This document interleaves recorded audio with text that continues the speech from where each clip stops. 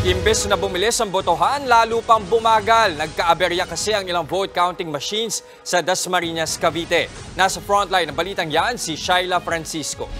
Opo, siguro po naiiwan siya. Punit na balota ang naabutan ng News 5 sa Paliparan 3 Elementary School sa Dasmariñas, Cavite. Nasira ang balotang yan matapos umanong magkamali ng basa ang vote counting machine. Ang dahilan, paper jam o pagkakaipit ng papel sa makina. Ang paper jam na yan, isa lang sa mga aberyang nagpatagal sa pilot test ng automated barangay at SK elections. Inapot din ng siyam-siyam bago yan naayos. Kaya humaba ng husto ang pila sa loob ng presinto. Ang ending, lalo pang tumagal ang botohan.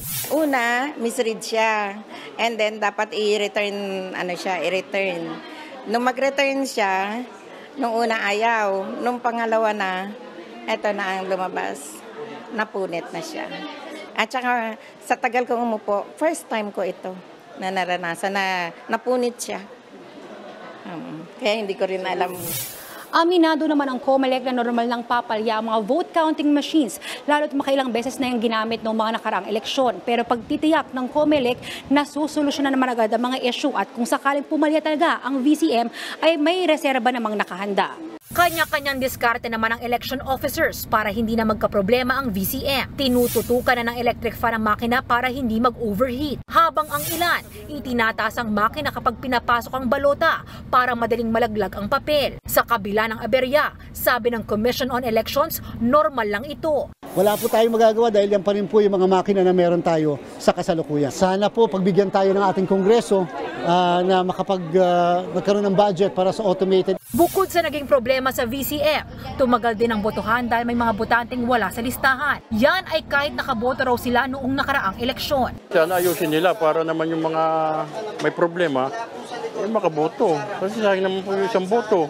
Ay, ako, galing pa po ako sa trabaho, dumiretso na ako dito. Wala pa akong tulog. Pupunta ka pa ba sa munisipyo? Siyempre, yung mga tao, tatamarin na, di wag na lang bumoto pag gano'n. Ayon naman sa poll watchers, bago pa ang botohan, higit 100 reklamo na natanggap nila ukol dito. Nagpasaklolo tuloy sila sa COMELEC. Yung mga kamag-anak nilang patay ang nasa listahan pa pero sila naboboto, wala na po. Wala sila sa listahan. Bukod sa 2 barangay sa Dasmariñas, isa pang barangay sa Quezon City ang nagdaos ng automated elections. Kumpiyansa naman si COMELEC Chairman George Garcia na mas mabilis ang proklamasyon sa 3 barangay na ito kumpara sa mga mano-mano ang proseso.